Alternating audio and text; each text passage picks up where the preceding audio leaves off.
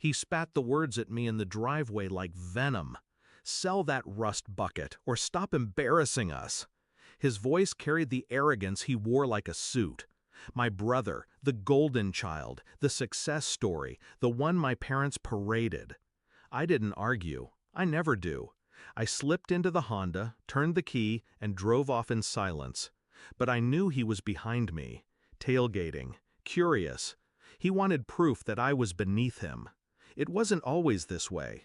When we were kids, I worshipped him, followed him everywhere, defended him even when he didn't deserve it. He was the loud one, the charming one. I was the quiet shadow. But somewhere along the line, his love twisted into rivalry. When I earned my first paycheck, he laughed at how little it was. When I bought my first car, the same Honda he mocked today, he sneered.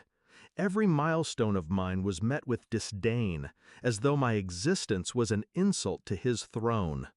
The truth didn't dawn on me all at once. It came in fragments, backhanded comments at family dinners, snide remarks delivered with a smile, and finally, whispers I wasn't meant to hear.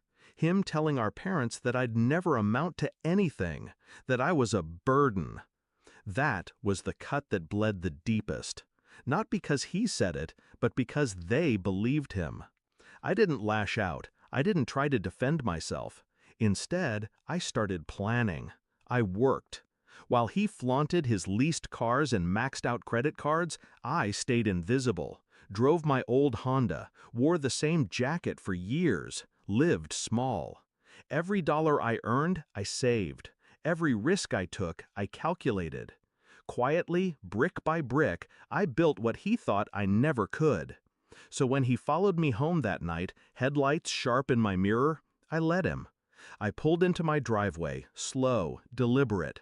I parked the Honda, its engine coughing one last breath, and stepped out.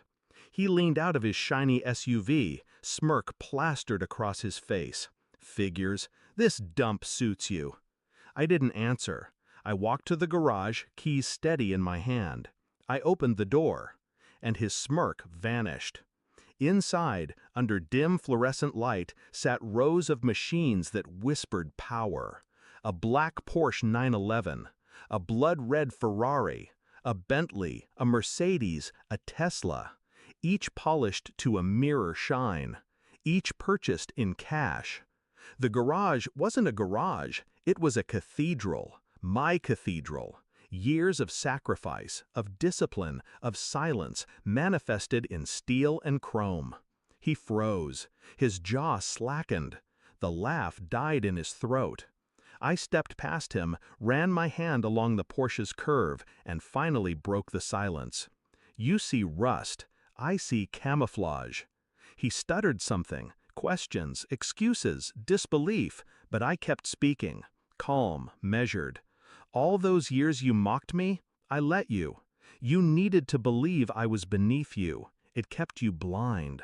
While you were busy pretending, I was busy becoming." His hands trembled against the doorframe. He wanted to be angry, but awe strangled his words. It wasn't just the cars.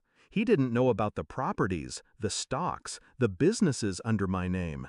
Because while he borrowed, I invested. While he showed off, I disappeared. And now, in one flick of a light switch, his entire illusion cracked. I let him wander between the cars, his footsteps hollow against the concrete. "Why hide this?" he finally asked, voice small. I looked at him, really looked at him. My older brother, the man who once held my hand crossing the street, now reduced to envy. Because I didn't need you to see me win. I needed you to see yourself lose.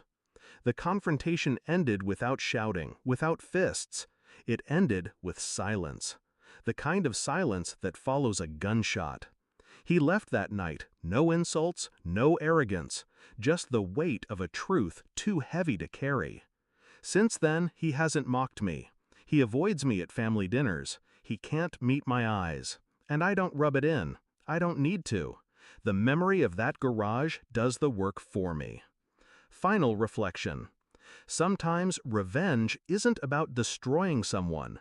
It's about letting them stand in the shadow of everything they swore you'd never be. My Honda still sits in the driveway, rusted, wheezing, unwanted.